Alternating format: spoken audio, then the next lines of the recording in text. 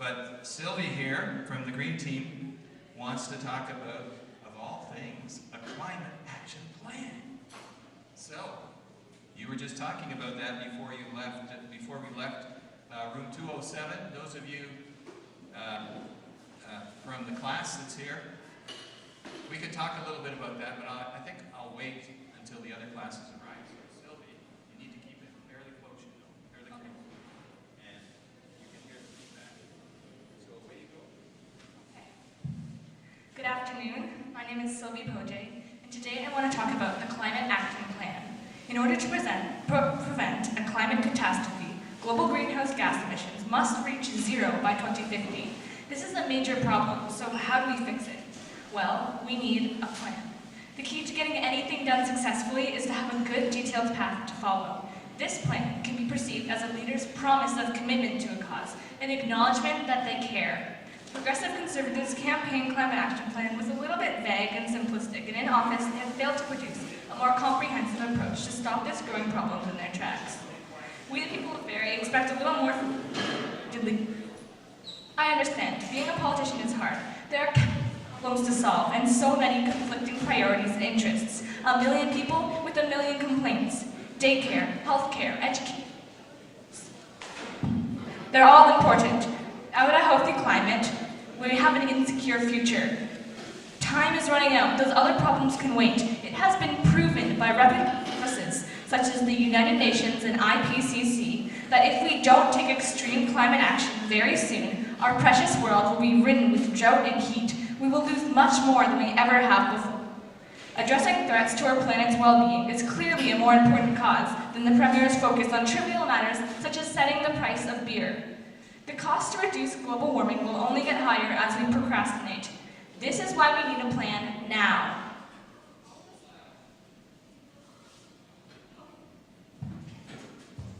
All citizens at Bear Creek will be eligible to vote in the next provincial election. Sure, we can pass to the next about climate change then, but sadly it will be too late. Andrea Kanjan, your government is our only hope.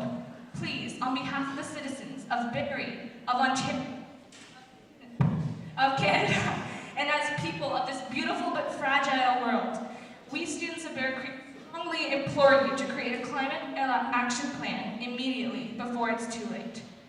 I have a few questions for you on behalf of my school. Where is the government's climate action plan now, and what are the main points, such as funding and time frame?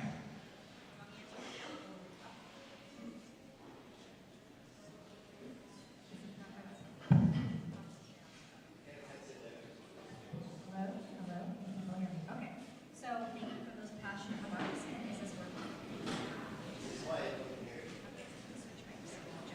Okay, we'll share. Thank you. Yeah, thank you for those passionate remarks. It's always good to see so many people caring about the environment in such a young age. When last time I came here, I did mention how I got involved in politics at a really young age, and then I mentioned that you're never too young to make a difference, and I'm so glad all of you are very passionate about this topic. I'm actually in the perfect position to talk to each and every one of you today. The Premier has appointed me to be the Parliamentary Assistant for Environment, Parks and Conservation.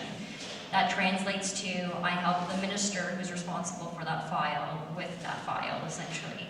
And so what we've been doing over the past few months is we've been meeting with the public servants who they have expertise in they're subject matter experts in various fields. And so a point that we've been trying to get across is that everyone wants clean water, clean air, and clean land to live on, and we have that responsibility. And we're certainly not denying climate change. The Minister of Environment, Rod Phillips, and I myself have constantly said, climate change is real and it's man-made, but we need solutions. And so I agree with you, the time to act is now, and I'm so glad to be in this room. I do want to let you know that we have been working on an alternative climate change plan. In fact, yesterday I was sitting in a room with the minister and the deputy minister going over the different things that we can do. But it's not a one-size-fits-all solution or one policy item solution. And so that's why we've launched consultations. And I mentioned this to the Green Team earlier, but if you have ideas, again, it doesn't matter what your subject matter expertise are. If you have an idea, and sometimes we have to get you, the future generation, to come forward with these ideas, I encourage you to go to ontario.ca/climate change to submit your ideas, because we're consulting broadly on what the plan is. At the current moment, we're looking at different aspects of what we can do. As I was mentioning to the Green Team earlier, there are multifaceted approaches that the government of Ontario can take in order to improve climate change. One of those is, for example, the province of Ontario is responsible for the building code. So if you amend the building code for future housing and future buildings to be more environmentally friendly, it actually pays dividends for you and in the future of our greenhouse gas emissions. Another thing in Ontario is we have really clean natural gas. We have really clean electricity. So the government of Ontario just recently launched an expansion of natural gas. What does that mean? It means that energy source to heat individual homes. We have an alternative clean energy source to heat homes. And it actually accomplishes two goals. When it comes to the environment, we have to be careful of being able to achieve environmental initiatives, but also not at a cost of the economy. By expanding by expanding natural gas, what we're doing is there's a lot of communities in rural areas that don't have the ability to tap into that extra energy source, which is much cheaper. And so what we are doing is we're expanding that energy source so it's cheaper for people to heat their homes, but also it's very environmentally friendly, so they don't have to rely on other sources. So that's one example. Another example I had used is electricity. Our electricity in Ontario is very clean. And so we have to be looking at that as a strength. So for example, the GO train that goes between different cities, from Waterloo to Barrie to Toronto, we see those green trains everywhere. They're not electrified. And so if you were to electrify your GO trains, what does that mean? It means two things. They actually go faster, but it's much cleaner too. And that reduces your greenhouse gas emission. An example in Vancouver is they actually electrified their buses.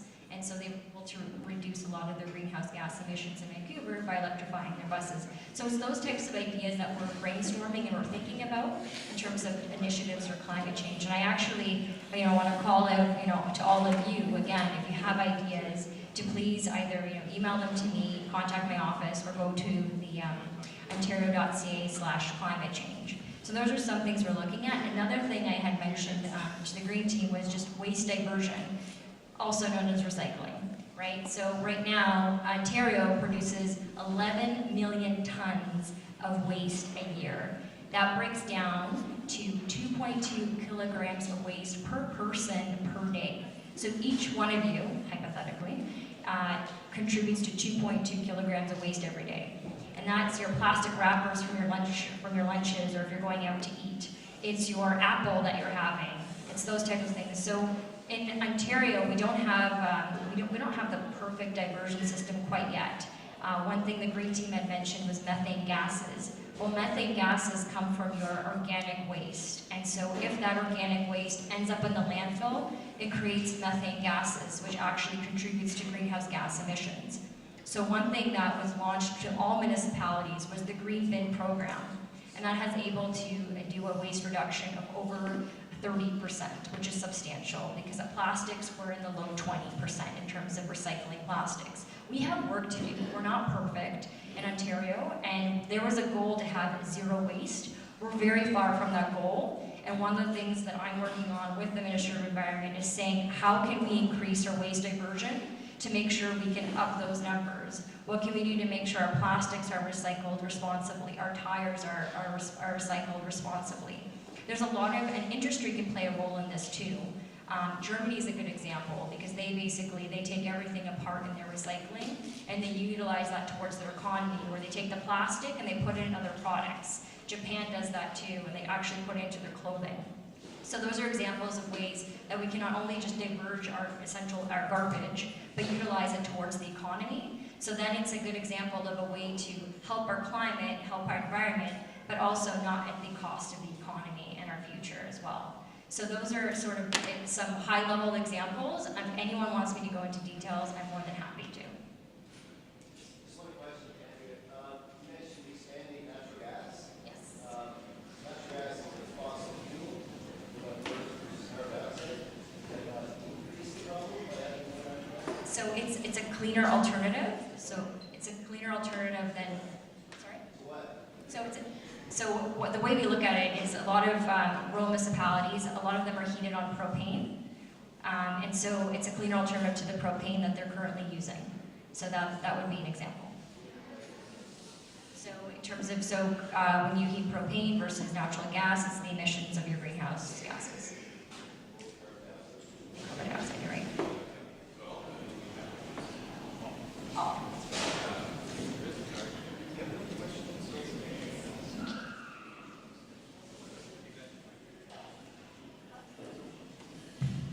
Okay, so in Road 207, you were talking about how you need to spend our parents' money on something that will affect the buildings and green initiatives now. However, the money that is our parents now, tomorrow, it will be our money, and we'll need to spend it on something that will create a lasting impact for the rest of our future.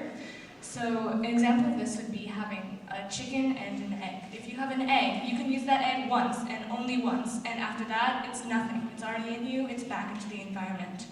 Other than that, you could also buy a chicken, and the chicken, it may need funding, it may need hay, it may need food, but once you have it, it will keep producing things for as long as it lives. This is what we need in our environmental climate action plan, and so my question is, do you agree with those statements, and do you think, what will you do after hearing our presentation?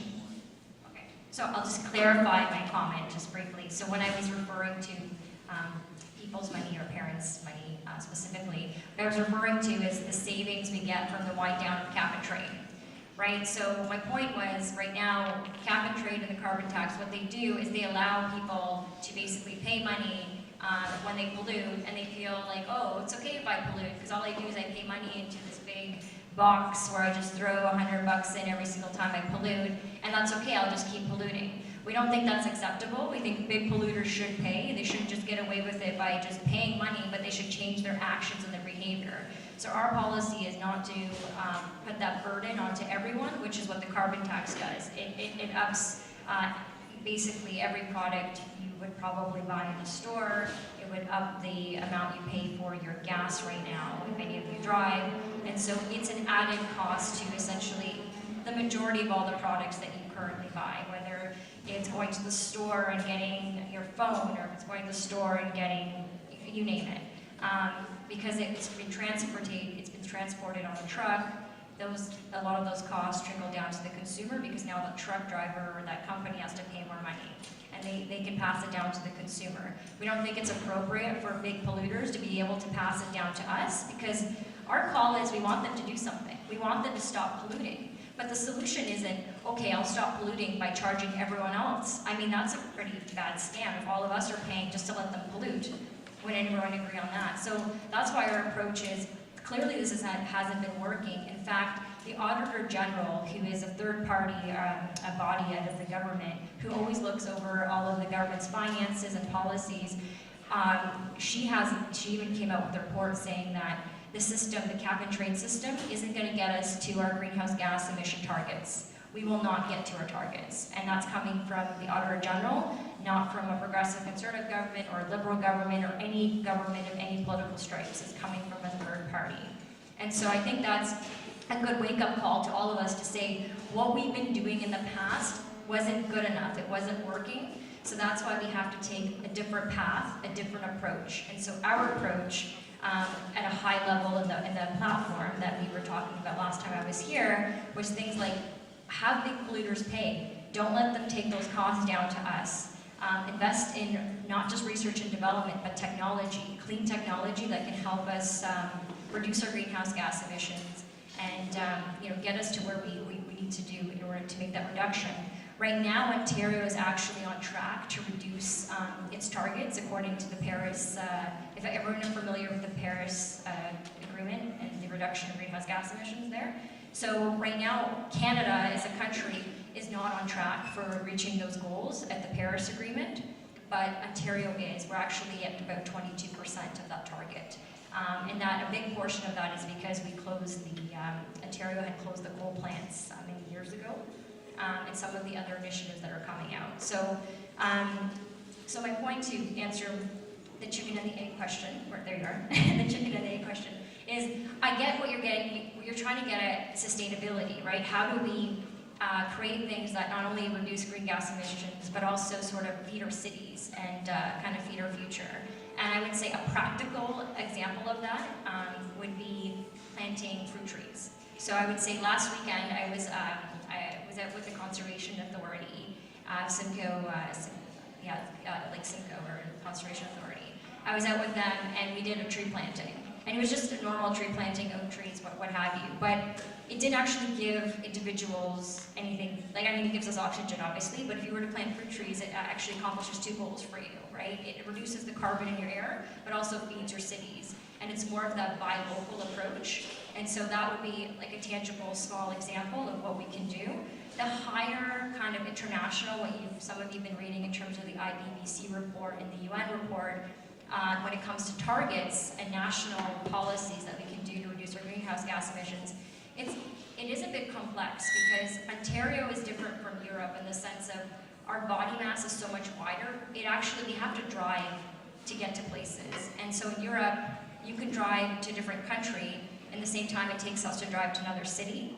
So it kind of complicates that scale in terms of geography. It's not to say we can't do and adopt a lot of the policies that Europe's adopting, it's just we have to adopt them with an Ontario lens, right? So when it comes to our reductions, we have to do things that work a lot for us, keeping in mind a lot of the UN and IPCC statistics and their science, right? Because, as Mr. Lucas states, that you can't deny the science, as he says, right? And you can't. And the science is there, but it's a matter of what policies do we create that kind of balance we're taking care of the environment, but not at the expense of the economy. Especially in Ontario, we have a huge debt, right? All of us are actually wearing a lot of debt. It's $1 million per minute that we owe on our debt. It's $1 billion annually that we're paying in interest payments alone. And so that debt means there's less to go around for all of us in the future because it's costing us money. It's money that you're gonna have to pay back, just not because you personally owe it, but the generation before you owes it. And so, and many other countries are not in that same debt situation, whereas Ontario is the largest sub-sovereign debted, if you were to say sub-sovereign national, we have the biggest sub-sovereign national debt. So that's where we have to find that balance, and that's something that we're looking at when we're coming up with the climate change plan.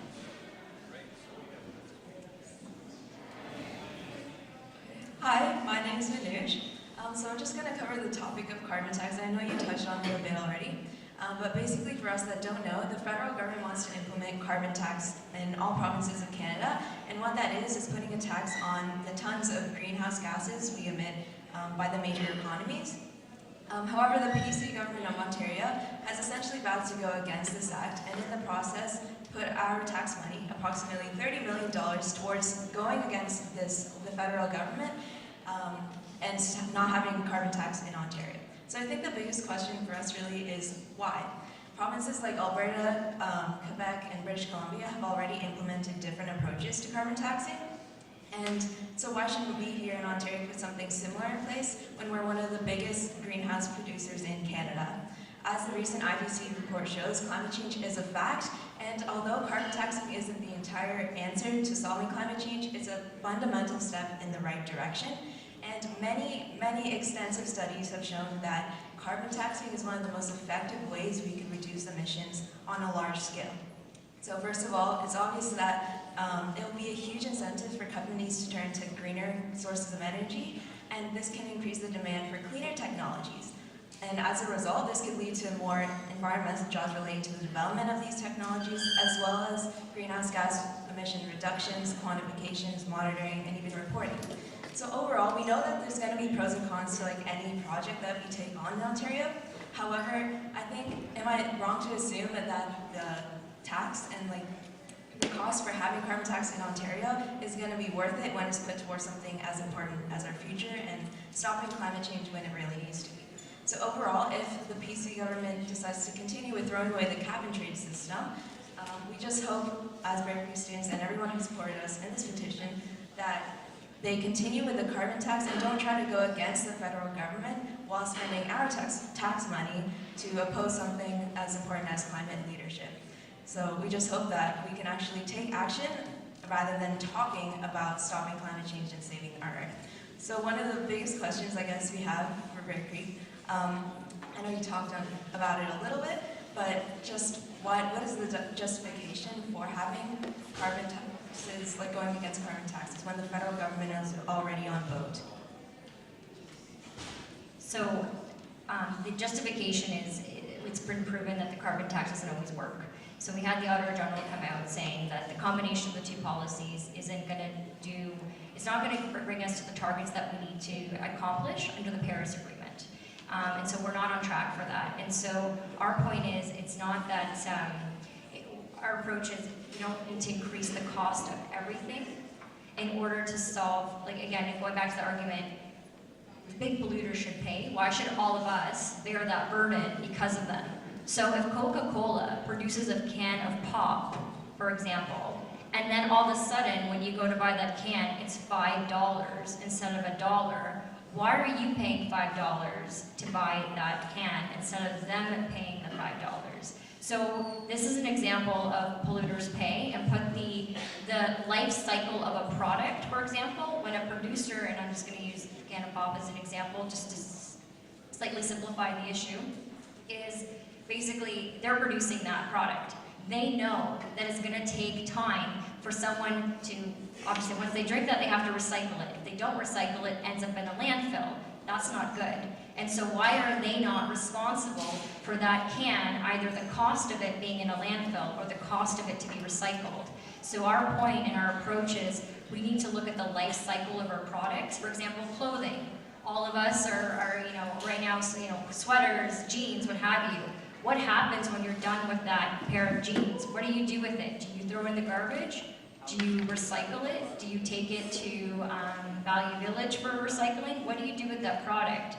And so if that product suddenly, instead of paying $30 for it, suddenly it's $80, it's basically that person who's producing that product is now charging you so that it can be recycled. But you shouldn't have to bear that cost. It's them. If they're producing that product, they have the ability to produce and pay to make that product. Why can't they pay for the life cycle of that product in order for it to be properly recycled and properly sustained? So that's our solution, our argument in terms of making big polluters pay.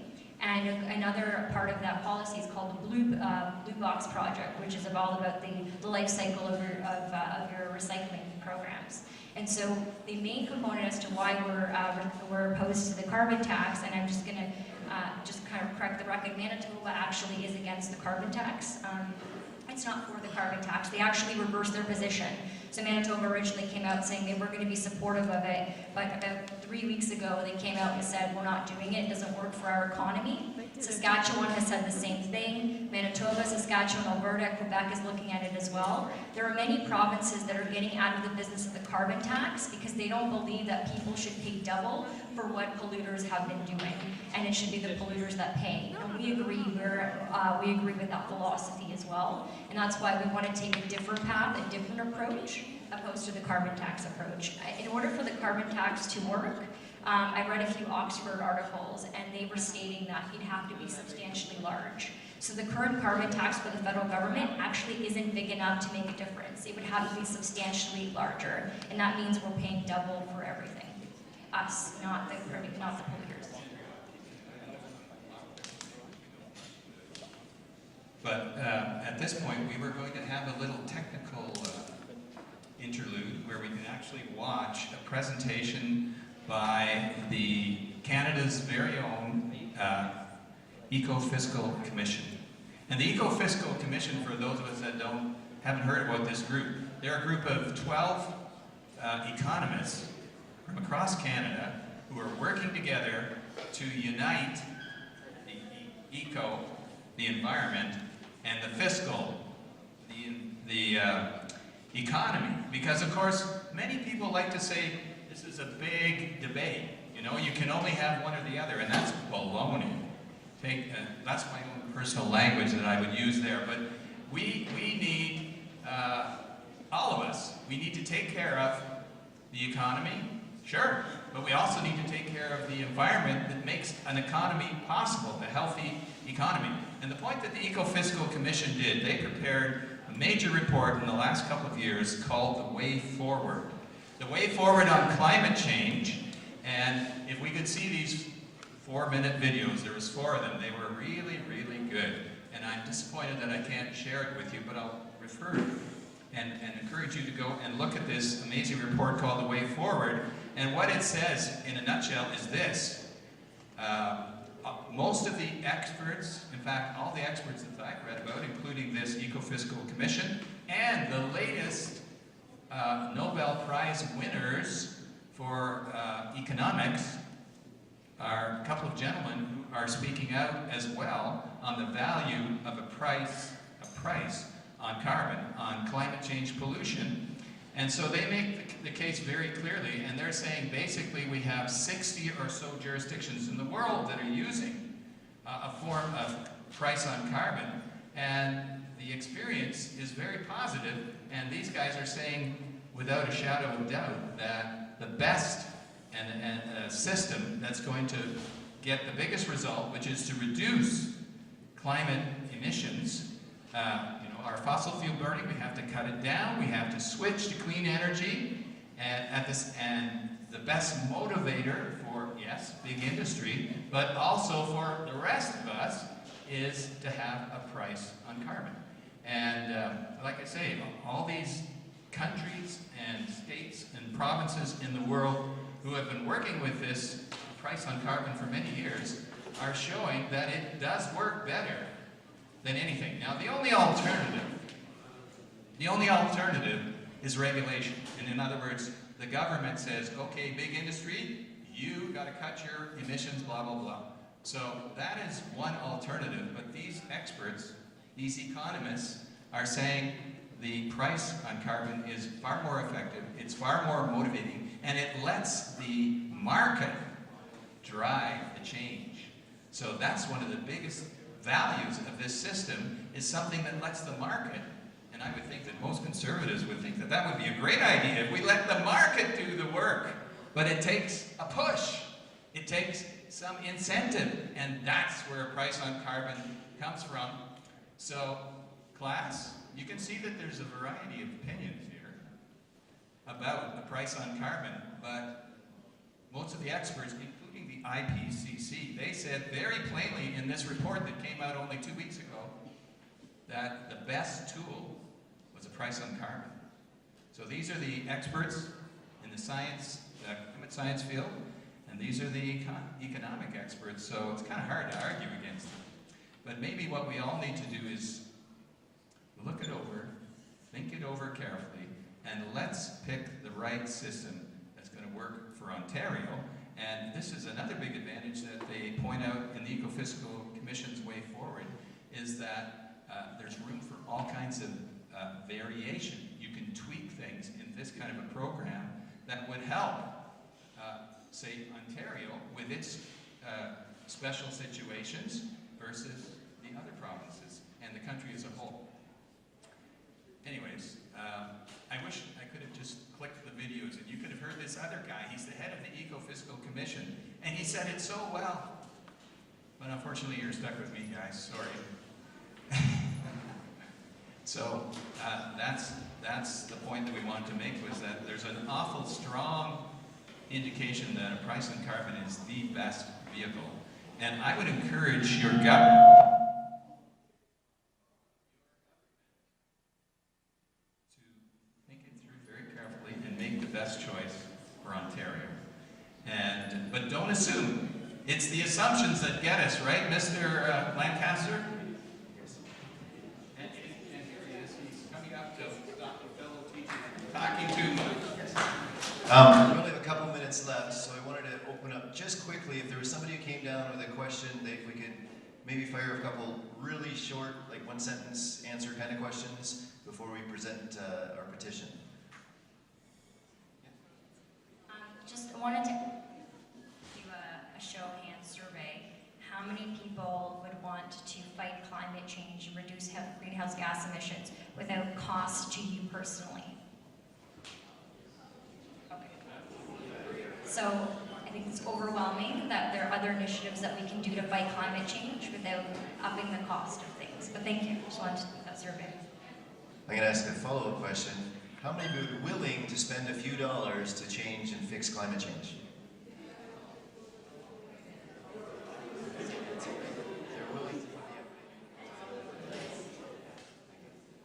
Oh, sorry, yes, there was a question? You were talking about somebody monitoring and taking away the carbon tax. That still comes down to money. You're trying to say that the big business is not going to pass it on to our consumers. It still comes down to money. It's going to be passed on. So if the consumer has to pay $5 for a Coke, then maybe it's more responsible not to buy that Coke. Because $5 is a lot of carbon tax. So that means is a lot of carbon emission for that. Maybe that's not the product. We should be doing it more until they change their ways. So that has money to us that we don't buy it anymore. Sorry, one here first.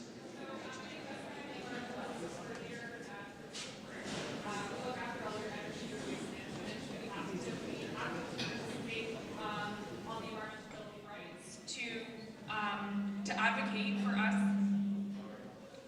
as a sector, and we would, as a sector, love to meet with your committee for the consultations. We have lots of input, and we have lots of evidence and data to share with you. But on that note, I want you to know that Coca-Cola isn't stupid. So when we look at the economics of what it takes to produce a pop can, if Coca-Cola says we're going to sell this for $5, they're not going to sell it for $5. They're not stupid. They know that you will not pay $5. They will source out clean energy, because now clean energy with the cap and trade system becomes cheaper. It becomes more plausible and feasible for them to incorporate into their business. So there is incentive for them to do that once the price of carbon becomes so high that they have to seek out alternatives. The economics of cap and trade work. Our school board, our sector was given $200 million from the Cap and Trade Trust to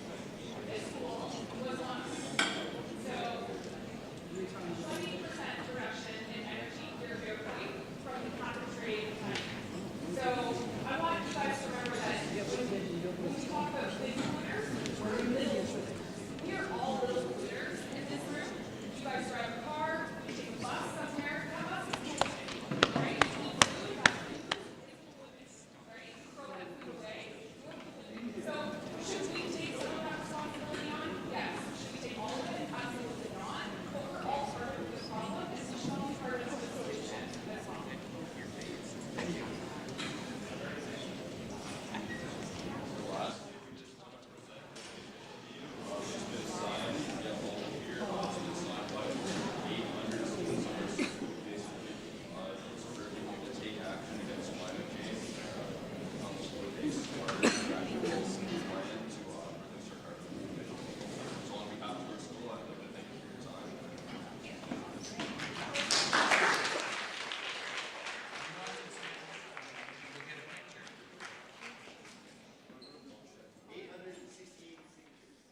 $868 signatures. Way to go, Bear Creek.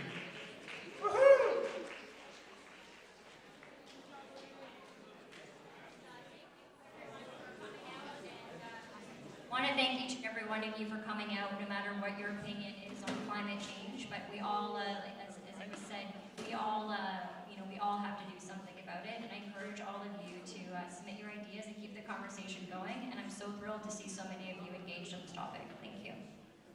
Thank you. And just to finish before we go, I think, especially from the Green team and from classes that have talked about this a lot, we're asking you directly as our representative, don't spend $30 million of our tax money fighting carbon tax federally.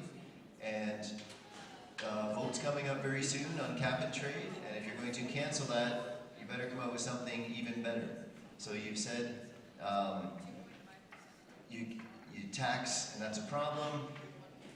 Where Ontario's on track, but then it's not. So we do have to make the effort. So when the bills come up and it's your time to raise your hand and vote in Parliament, make the decision that you know these people want, which is firm action on climate change without wasting our money and playing political games. I think that's probably the message that we're trying to send.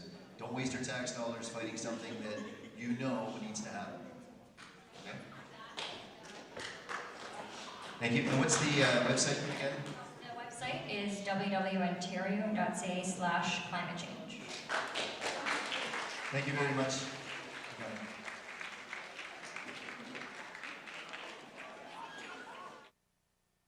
You can head back to your class.